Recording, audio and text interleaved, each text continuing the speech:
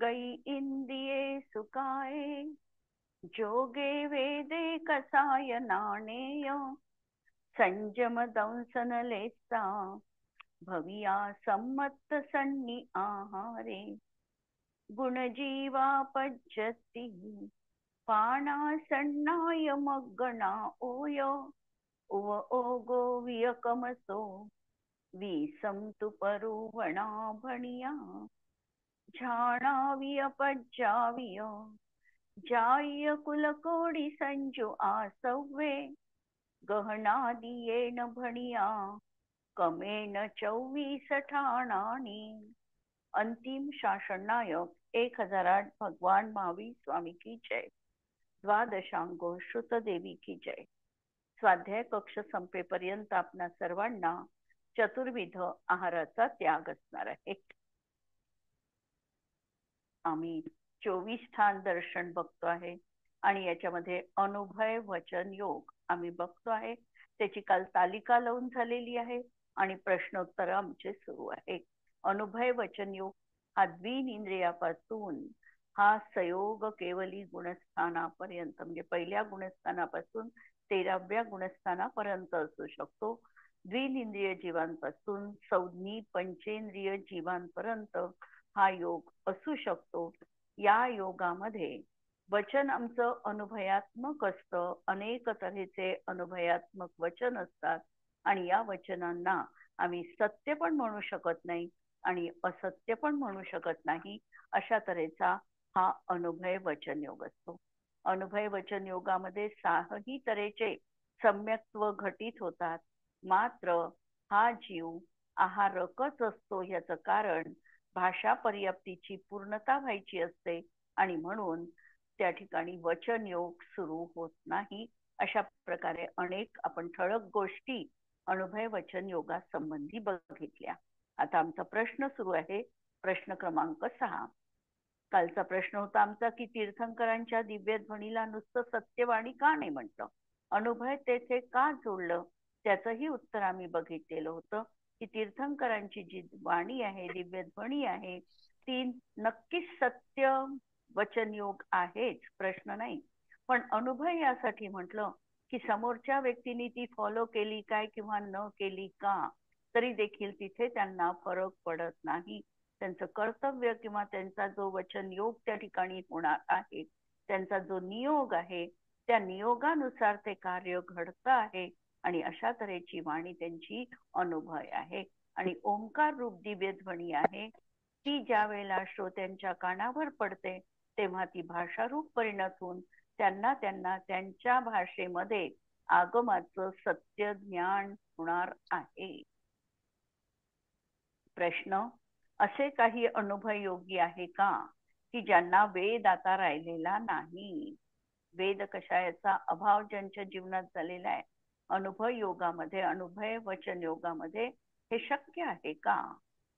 प्रश्न लक्षात आलेला आहे? उत्तर काय असेल? अनुभय वचन योग वाल्यांना 9व्या गुणस्थानामध्ये जेव्हा ते जातील, 9व्या गुणस्थानामध्ये अवेद भाग जसा त्यांचा पार होईल तेव्हा त्यांना किंवा अवेद भागात प्रवेश करतील. सवेद भाग संपेल आणि अवेद भागामध्ये त्यांचा प्रवेश झाला की त्यांना आता त्या ठिकाणी वेद कषायाचा उदय राहणार नाही, भाववेद त्यांना असणार नाही. म्हणून 9व्या गुणस्थानापासून 13व्या गुणस्थानापर्यंतचे जीव जे आहे ते वेद रहित म्हटल्या गेलेले आहे. कारण त्यांनी आता 9 कषायापैकी या 3ही वेदांचा त्यांनी अभाव केलेला आहे. अनुभय वचन योगी के कम से कम कितनी कषाये होती है? कमीत कमी म्हटलं म्हणून सांगायची तर आहे, कारण अनुभय वचन योगी 13व्या गुणस्थानात जाऊ शकतो, तिथे तो अकषायी पण आहे. पण तरी देखील कमीत कमी विचारल्यामुळे त्या अपेक्षेने हे उत्तर द्यायचं आहे. कमीत कमी किती कषाय त्यांना राहू शकतात?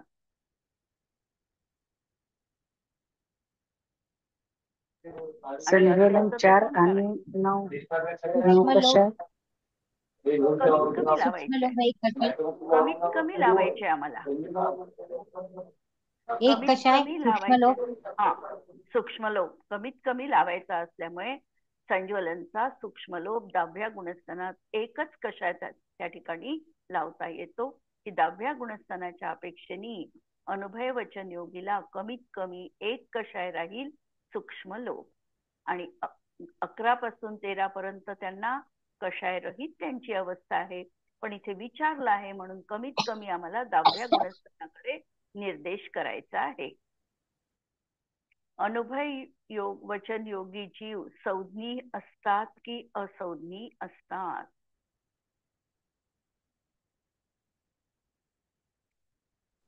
फक्त अनुभव असेल तर असं आणि तसे दोन्ही संज्ञी असू पण राहू शकतात. शकतात, दोन्ही आहे. दोन्ही कारण असू शकतात. हा. संज्ञी पण आहे आणि असंज्ञी पण आहे. कारण अनुभय वचन योग कुठून आहे? द्विनिंद्रियापासूनच्या जीवांना आहे. मग द्विनिंद्रियापासून हा. असंज्ञी पंचेंद्रियापर्यंत ते संज्ञीपणा नाही, मनरहित. आणि पंचेंद्रिय असेल संज्ञी पंचेंद्रिय तर त्यांना संज्ञीपणा आहे. आणि पुढे चालून 13व्या गुणस्थानात ते संज्ञी आणि असंज्ञी याच्या अतीत म्हटल्या जातात. कारण आता मनाचं कार्य तिथे उरलेलं नाही आणि म्हणून त्याच्या रहित ते संज्ञी असंज्ञातीत असं त्यांना म्हणता येतं. नंतरचा प्रश्न आहे, अनुभय वचन योगी अवधि ज्ञान के कितने गुणस्थान हो सकते हैं? अनुभय वचन योगी जीवाला अवधि ज्ञानाचे किती गुणस्थान राहतील? अनुभय वचन योगी वाल्याला 5व्या पर्यंत. 5व्या पर्यंत का? पुढे नाही राहणार अवधि ज्ञान? अवधी ज्ञान राहील, अनुभव वचन योग राहीलच. हा. अनुभय वचन योग पण राहणार आहे आणि हो हो. अवधि ज्ञान पण राहणार आहे. कुठपर्यंत राहू शकते अवधि ज्ञान? अवधि ज्ञान कुठपर्यंत राहू शकते? केवळ ज्ञान प्राप्त होईपर्यंत. 12व्या केवळ पर्यंत. ज्ञान प्राप्त होईपर्यंत म्हणजे 12व्या गुणस्थानापर्यंत अवधि ज्ञान राहू शकतं. आणि म्हणून 4 ते 12 गुणस्थानं अवधि ज्ञानाची घेतलेली आहे. 9 गुणस्थानं. पहिल्याही गुणस्थानात अवधि ज्ञान राहत नाही का?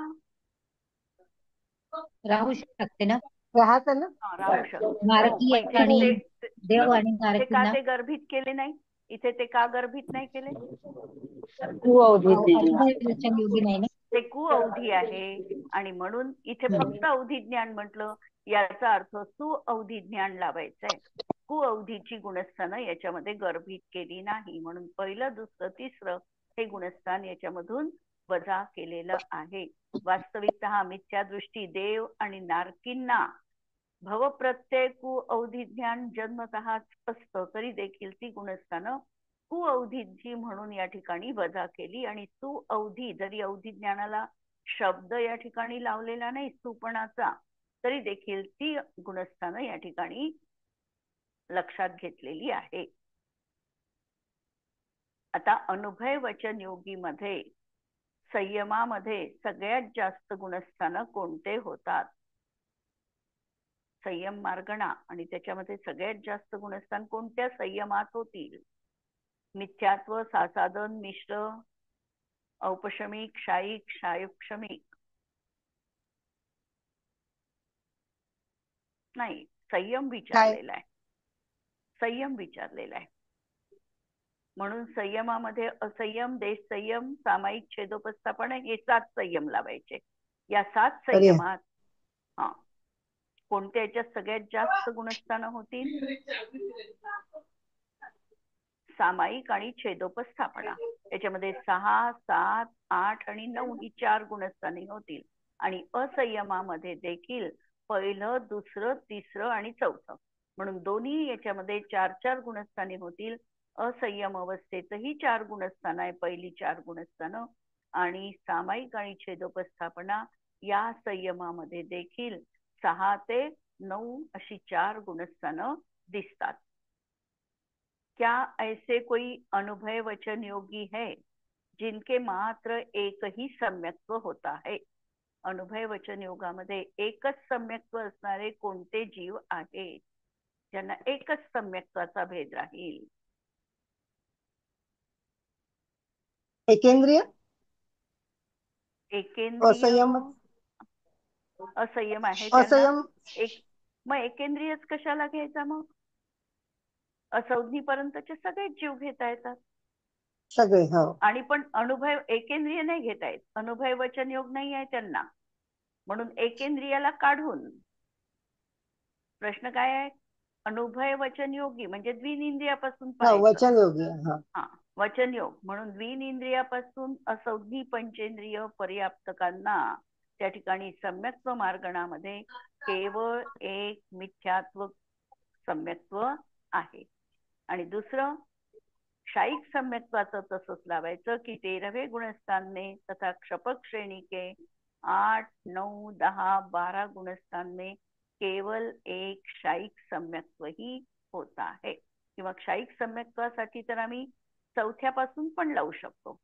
4, 5, 6, 7 म्हणजे काही त्यासाठी अनुभव वचन योगी असताना सम्यक्त्व कोणत्या गुणस्थानात? तर क्षायिक सम्यक्त्व आम्ही चौथ्यापासून 12व्या पर्यंत आणि पुढे पण आहे अशा रीतीने लावू शकतो. इथे पण विवक्षा त्यांनी का अशी घेतली माहिती नाही. 13वे गुणस्थान में तथा क्षपक श्रेणी के 8, 9, 10 व 12 गुणस्थान में केवल एक क्षायिक सम्यक्त्व ही होता है. तसं पाहिलं तर क्षपक श्रेणीची त्यांनी गुणस्थानं घेतली सामान्य कथन लावलं म्हणून, आणि त्या अपेक्षेने विशेष कथन जर लावायचं असेल तर चौथ्यापासून पूर्ण अनंत काळपर्यंत जीवांना क्षायिक सम्यक्त्व त्या ठिकाणी संभवनीय आहे. गुणस्थानाच्या अपेक्षेने 14ही गुणस्थानांमध्ये क्षायिक सम्यक्त्व आहे. अनुभव वचन योगी अनाहरक क्यों नहीं होते? प्रश्न आलाय, अनुभव वचन योगामध्ये अनाहरकपणा घटित का होत नाही? कारण त्यांची पर्याप्ती पूर्ण झालेली असतात म्हणून. पर्याप्ती कोणती पर्याप्ती पूर्ण व्हायची असते म्हणून होणार नाही? वचन पर्याप्ती अनाहरक जर असतील तर वचन पर्याप्ती नसते, भाषा पूर्ण झाले. पर्याप्ती. भाषा. हाँ, म्हणून अनुभव वचन योग में अनाहरकपणा नहीं होने के 2 कारण है. मात्र कार्माण काय योग में ही जीव अनाहरक होता है. तिथे कार्माण काय योग आहे आणि म्हणून जीव तिथे अनाहरक आहे. आणि भाषा पर्याप्ति पूर्ण हुए बिना वचन योग नहीं बनता और अनाहरक अवस्था में भाषा पर्याप्ति पूर्ण होना तो बहुत दूर प्रारंभ भी नहीं होती है. परत हा थोडासा प्रश्न असा आहे की जरी त्या ठिकाणी अनाहरक अवस्थेत म्हणजे विग्रह गतीमध्ये जोपर्यंत कार्माण काय योग आहे तोपर्यंत जीवांची भाषा पर्याप्ती त्या ठिकाणी पूर्ण होत नाही आणि सुरू पण होत नाही. कोणतीच पर्याप्ती अनाहरक अवस्थेमध्ये सुरू होत नाही. कोणतीही पर्याप्ती 6 पर्याप्तीपैकी कोणतीही पर्याप्ती अनाहरक अवस्थेमध्ये सुरू होत नाही. ज्या वेळेला तो मिश्र बनेल त्यावेळेला त्याची पर्याप्तीची सुरुवात झालेली आहे. म्हणून अनाहरक अवस्था विग्रह गती मधली घ्यायची आणि त्या ठिकाणी भाषा पर्याप्तीची पूर्ती पण नाहीच आहे आणि सुरुवात देखील नाही. आणि म्हणून त्या ठिकाणी अनुभव वचन योग कसा आहे तर त्या ठिकाणी अनाहरक अवस्था होत नाही. क्लियर? 12वा प्रश्न, अनुभव मनोयोग में जातियां ज्यादा होती है या अनुभव वचन योग में? आता अनुभव मनोयोगात जाती जास्त राहतील हा तर अगदी कॉमन सेन्सचा प्रश्न आहे. अनुभव मनोयोगात जाती जास्त राहतील की अनुभव वचन योगात? वचन योगात. थोडा वचन योगात जास्त राहतील कारण त्या ठिकाणी द्विनिंद्रियापासून ते सगळे जीव आलेले आहेत आणि मनोयोगामध्ये संज्ञी पंचेंद्रिय आहे त्यामुळे इकडे कमी राहतील आणि इकडे जास्त राहतील. म्हणून अनुभव वचन योग में जातियां ज्यादा होती है क्योंकि वह द्विनिंद्रिय जीवन से लेकर 13वें गुणस्थान तक पाया जाता है और अनुभव मनोयोग पंचेंद्रिय से 13वें गुणस्थान तक होता है. अर्थात अनुभव मनोयोग में 26 लाख जातियां है और अनुभव वचन योग में 32 लाख जातियां होती है. अशा तऱ्हेने आपण हा वचन कोणतं अनुभव वचन योग बघितला. यावर कुणाला काही प्रश्न असेल तर बघू, अन्यथा पुढची तालिका आपण घेऊ.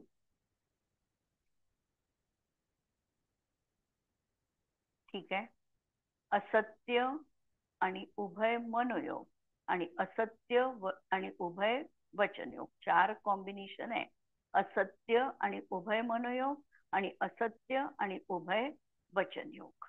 आता हे जीव जेव्हा आम्ही बघतो, मनोयोग आणि वचनयोग वाले बघतो आहे.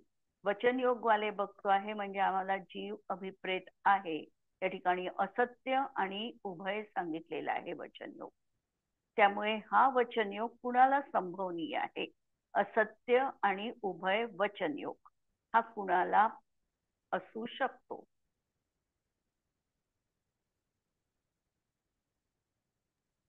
संयमी याच्यामध्ये पंचेंद्रियांना कोणते? संज्ञी पंचेंद्रियांनाच असणार आहे. आम्ही जो वचनयोग सामान्य रीतीने द्विनेंद्रियापासून लावतो तो फक्त अनुभय वचनयोग लावतो. पण जेव्हा जीव संज्ञी पंचेंद्रिय असेल त्या जीवांना सत्य असत्य किंवा उभय वचनयोग राहणार आहे. त्यामुळे या ठिकाणी जे जीव घेतलेले आहे हे जरी 4ही गतीमध्ये घेतले, कारण 4ही गतीमधले जीव संज्ञी आहेत म्हणून 4ही गती अंतर्भूत झाल्यात. पण इंद्रियाच्या बाबतीत पाहिलं तर द्विनेंद्रियापासून त्याला अंतर्भूत करता येत नाही. या ठिकाणी जीव जो लावावा लागतो तो संज्ञी पंचेंद्रियच लावावा लागतो. आणि म्हणून त्यांची गुणस्थानं जी राहतील ती असत्य आहे आणि उभय आहे. आणि म्हणून त्यांची गुणस्थानं जी राहतील ती किती राहतील? 12वं गुणस्थान 12व्या पर्यंत गुणस्थानं राहतील. कारण 12व्या गुणस्थानापर्यंत का राहतील हाही प्रश्न आहे. तोपर्यंत असत्य उभय मनोयोग आणि वचनयोग का राहील? का राहील? 13व्या पासून असत्य मनोयोग नाहीच आहे. हो, पण का नाही? म्हणजे 12 पर्यंत असत्य का आहे? ते त्यांनी तर सत्य महाव्रताचा स्वीकार केलेला आहे, शपक श्रेणी आरोहण केलेली आहे. आणि तरी देखील त्यांना आम्ही म्हणतो की असत्य वचनयोग तिथे आहे. खोटं बोलतात का महाराज लोक? खोटं बोलत नाही. आणि तरीही तिथपर्यंत 12व्या पर्यंत का सांगावा? कारण एका वेळी अनेकांतांना कथन करू शकत नाही. म्हणजे सत्य आणि असत्य म्हणजे दोन्ही पक्षाचं कथन ते एका वाक्यात करू शकत नाही. तरी एका वाक्यात तर केवळ ज्ञानी पण नाही सांगत. ते जाणतात एका वाक्य म्हणजे एका समयात, पण कथन तर तेही नाही करू शकत. त्याही पेक्षा महत्वपूर्ण कारण हे आहे की तोपर्यंत त्यांचं ज्ञान क्षायोपक्षमिक आहे. क्षायोपक्षमिक ज्ञान असल्यामुळे एका समयात एकाच ज्ञेयाला ते विषय बनवू शकतात. एका वेळी एकालाच ते म्हणजे विषय बनवू शकतात. आणि त्यामुळे त्या ज्ञानामध्ये जोपर्यंत केवल ज्ञान पूर्ण होत नाही तोपर्यंत त्या ठिकाणी ज्ञानावरण कर्माच्या उदयामध्ये औदैक अज्ञान आहे. काय आहे? औदैक अज्ञान आहे. औदैक अज्ञानामुळे त्या ठिकाणी जरी ते सत्य महाव्रताचा स्वीकार केलेला आहे, असत्य बोलणार नाही हे सगळं बरोबर आहे, तरी देखील त्या ठिकाणी असत्य मनोयोग आणि असत्य वचनयोग उपचाराने म्हणा किंवा ज्ञानावरण कर्माचा उदय आहे. म्हणजे औदैक अज्ञान आहे आणि औदैक अदर्शन पण आहे. म्हणून त्या ठिकाणी तशा प्रकारचं सांगितलंय. अदर्शन औदैक आमच्या 21 भावात येत नाही. आमच्या 21 भावामध्ये औदैक अज्ञान एकच येतं. पण असं असलं तरी देखील जोपर्यंत केवल दर्शनाची प्राप्ती होत नाही तोपर्यंत आमच्या दर्शनामध्ये सुद्धा काय आहे? औदैक आहे भाव. आणि त्या अनुषंगाने तिथे आम्ही हे सत्य असत्य आणि उभय लावतो. क्लिअर? म्हणून हा क्षायोपक्षमिक भाव आहे. आणि म्हणूनच तीर्थंकर केवल ज्ञान झाल्याशिवाय उपदेश देत नाही. त्याच्या मागचं हे कारण आहे की जोपर्यंत औदैक ज्ञान आहे तोपर्यंत ते उपदेश देत नाही. चार्ट बघू आपण. गती किती राहतील या योगामध्ये? गती 4ही गती राहतील. इंद्रिय किती राहतील? पंचेंद्रिय 5. पंचेंद्रियच राहील. तो पंचेंद्रियच राहील. फक्त 5ही इंद्रिय नाही, पंचेंद्रियच राहील. इथे लक्षात ठेवायचं. बरोबरच सांगितलंय पण थोडं लक्षात ठेवण्यासारखी गोष्ट. नंतर काय? रस काय? रस काय? रस काय? योग आता आपण प्रकरण योगाचं पाहतोय म्हणून स्वकीय.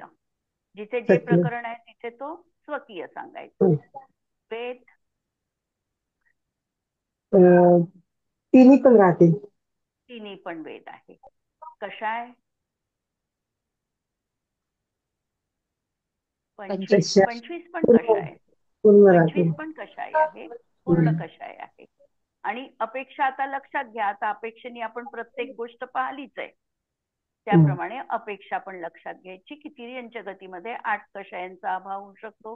मनुष्य गतीमध्ये ते कषायातीत पण होऊ शकतात.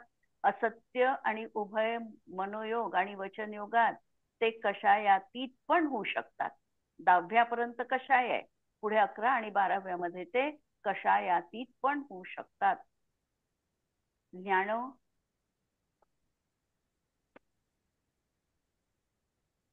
12पर्यंत आहे त्यांची गुणस्थान. म्हणून केवळ ज्ञान सोडून केवळ ज्ञान सोडून म्हणून 4 आणि 3 7 ज्ञान राहतील. संयमामध्ये 7ही संयम आहे. 7ही संयम राहतील. दर्शन 3. हा, केवळ दर्शन कमी करून 3 दर्शन राहतील. लेशा 6ही लावू शकतात. 6ही राहतात. भव्य दोन्ही दोनही. सम्यक्त्व 6ही तऱ्हेचं सम्यक्त्व राहील. 6ही सम्यक्त्व आहे.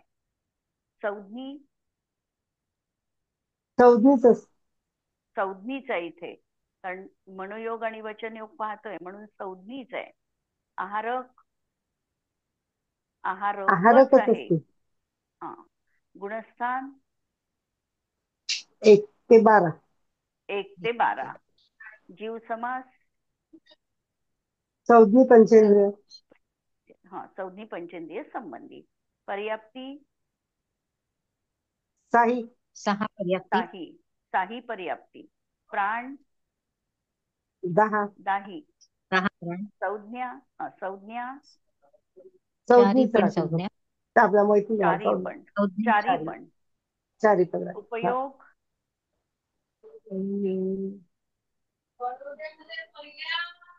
2 7 आणि 3. 7 ज्ञानोपयोग आणि 3 दर्शनोपयोग असे 10 उपयोग. ध्यान 4 शुक्ल ध्यान. 2 शुक्ल ध्यान कमी. शेवटचे 2 कमी राहतील. शुक्ल ध्यान कमी. 14 ध्यान. योग स्वकीय. मिथ्यात्व राहील नाही. योग नाही. आस्त्रव म्हणायचं. आस्त्रव मिथ्यात्व, अविरती, कषाय आणि योगामध्ये स्वकीय. मिथ्यात्व राहील 5 प्रकारचं. 12 प्रकारची अविरती, कषाय 25 आणि योग स्वकीय.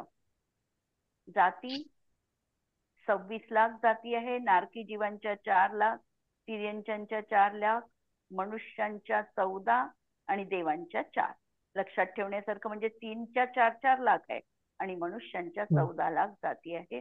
अशा 26 लाख जाती राहतील आणि कुल 108 कुल राहतील. नारकींचे 25, तिर्यंचे 43, मनुष्य 14 लाख कुल कोटी आणि देव 26 लाख कुल. अशा प्रकारचे उभय आणि असत्य मनोयोग आणि वचनयोग. आता असत्य मनोयोग किसे कहते हैं? असत्य मनोयोग असत्य अर्थाला जो विषय करणारा ज्ञान आहे आणि त्या ज्ञानाच्या मुळे होणारी जीवाची जी प्रवृत्ती आहे, प्रयत्न विशेष आहे, त्याला असत्य मनोयोग म्हणायचं. म्हणजे असत्य अर्थ को विषय करने वाले ज्ञान को उत्पन्न करने की शक्ति रूप भाव मन से उत्पन्न प्रयत्न विशेष मृषा अर्थात असत्य मनोयोग आहे. जो पदार्थ जसा आहे तसं न जाणता विपरीत रूपाने असत्य रूपाने त्याच्या जाणण्यासंबंधी जी ज्ञानाची प्रवृत्ती आहे तो आहे आमचा असत्य मनोयोग. उदाहरण दिलं जसं मरीचिका में जल ज्ञान का विषय जल असत्य है. जसं आता काय आहे, वाळवंटामध्ये आम्हाला पाणी दिसत आहे, मरीचिका, म्हणजे त्याप्रमाणे भास होतो तिथे पाण्याचा, पण ते पाणी जसं असत्य आहे, कारण स्नान पान आदी अर्थक्रिया का वहा अभाव आहे. म्हणजे त्याला आम्ही जे जाणलं दुरून जाणलेलं आहे आणि ते जाणणं आमचं असत्य आहे, आणि त्यासाठी जी मनाची प्रयत्न विशेष झालेला आहे तो असत्य मनोयोग आहे. आता असत्य वचन योग किसे कहते हैं? असत्य वचन योग, असत्य अर्थ का वाचक वचन, असत्य वचन व्यापार रूप प्रयत्न, असत्य वचन योग है. असत्य पदार्थ आता जसं म्हटलं की ते पाणी आहे, दुरून भास झालेला आहे पाण्याचा, आणि त्या अर्थाला आम्ही म्हटलं की तिथे पाणी आहे, तर आम्ही असत्य पदार्थाला आमच्या ज्ञानाचा विषय बनवला, हा मनोयोग झाला, आणि त्या निमित्ताने आमची जी वचनाची प्रवृत्ती झाली ही असत्य वचन योग झाला. किंवा असत्य वचनाचे पुरुषार्थ सिद्धी उपाय मध्ये आचार्य अमृतचंद्र देवांनी अनेक प्रकार सांगितले, की गर्हित वचन बोलणं, निंदायुक्त वचन बोलणं, भीतीयुक्त वचन बोलणं, लोकांना संताप उत्पन्न होईल अशा प्रकारचं वचन जर उच्चारत असू तर ते सगळं आमचं वचन हे असत्यामध्ये गेलेलं आहे. आणखी असत्याचे प्रकार सांगताना 10 प्रकार अनेक ग्रंथांमध्ये आलेले आहे. जसे आपण सत्याचे 10 भेद पाहिले, नंतर आमची जी अनुभव भाषा होती त्याचे 9 प्रकार पाहिले, त्याप्रमाणे अप्रिय किंवा ही जी असत्य वचन आहे याचे पण 10 भेद आहेत. पहिल्यांदा तर कर्कश, म्हणजे कोणतीही गोष्ट जर साध्या शब्दामध्ये सांगता येते तर ती ओरडून वगैरे सांगणं ही झाली कर्कश, किंवा दुसऱ्यांना ऐकताना जी कानठळ्या बसवण्यासारखी आहे त्या वाणीला म्हणायचं कर्कश वाणी. ही अप्रिय वाणी आहे, आणि म्हणून याला देखील असत्याच्या कोटीमध्ये टाकलाय. भलाई ते सत्य सांगितलं असेल पण तरी देखील ती प्रिय नाही, आणि हितमित प्रिय हे आमचं ब्रीद वाक्य आहे, त्यामुळे त्या भाषणाला या ठिकाणी दुर्भाषा म्हटली आहे, असत्य वचन म्हटलेलं आहे.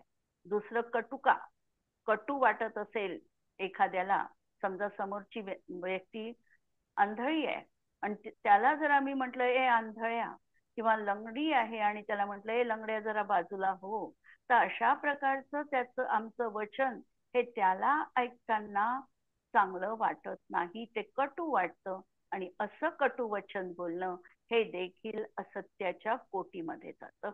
नंतर परुषा भाषा, परुषा म्हणजे मर्मच्छेद होईल अशा प्रकारचं बोलणं. जसं आम्ही म्हणतो की त्यांनी अशा काही शब्द वापरले की मला ते मर्माला जाऊन भेदले, असं वाक्य बोललं तर ते झालं परुषा भाषा. नंतर निष्ठुरा, निष्ठुर भाषा बोलणं, की काही नाही आता युद्धाचे दिवस आहे आणि आमच्याही मनामध्ये कधी कधी भाव येतो की हे जर आमच्याशी असं वागतात तर यांना तर आपण ठार केलं पाहिजे किंवा त्यांना प्रतिशह दिला पाहिजे. आता हे बोलताना जर आवेशयुक्त आम्ही अत्यंत संक्लेशित होऊन हे वचन बोलत असू तर ते आमचं निष्ठुरा वचन आहे, हे देखील असत्याच्या कोटीत आहे. नंतर परकोपिनी, दुसऱ्याला कोप उत्पन्न करणारं वचन बोलणं. मध्य कृशा भाषा, म्हणजे हृदयाचं पाणी होईल अशा प्रकारची वाणी बोलणं ही झाली मध्य कृशा भाषा. नंतर अभिमानी भाषा, अहंकारयुक्त बोलणं, हे देखील असत्याच्या कोटीमध्ये गेलेला आहे. बोलत असताना कधीही बरेच लोक असे मी पाहिलेले आहे की त्यांच्या भाषेमध्ये मी हा अहम पुरुषी शब्दच ते वापरत नाही.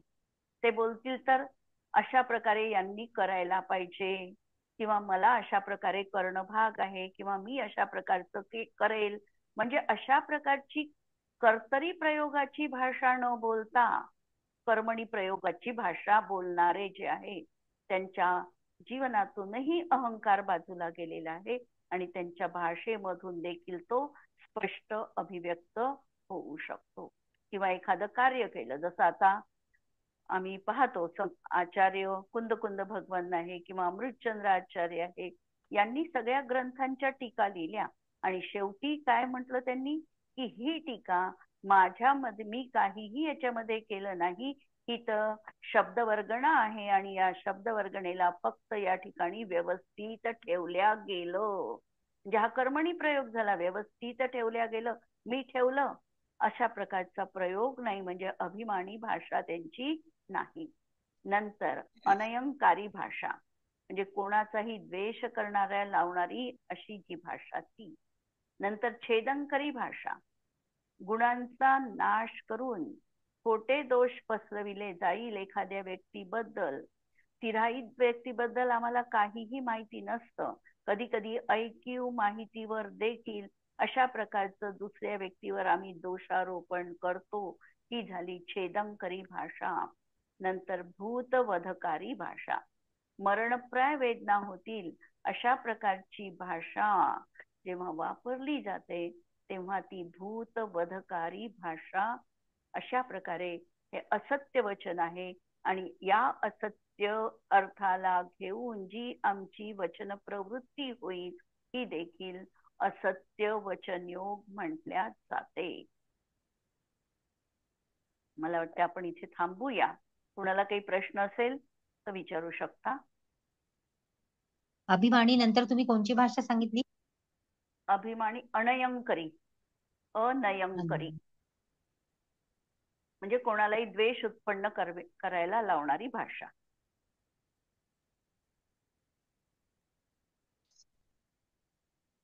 ठीक आहे, हो.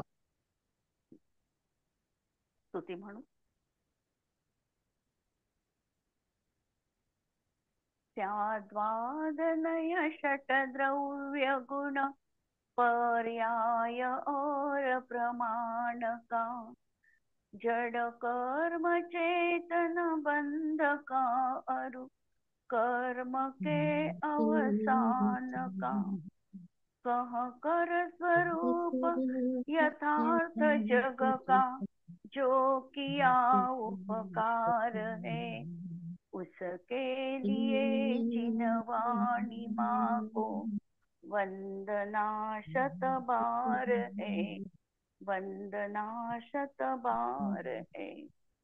नमो अरिहंताणम, नमो सिद्धाणम, नमो आयर्याणम, नमो उज्जायाणम, नमो लोये सव्वसाहुणम.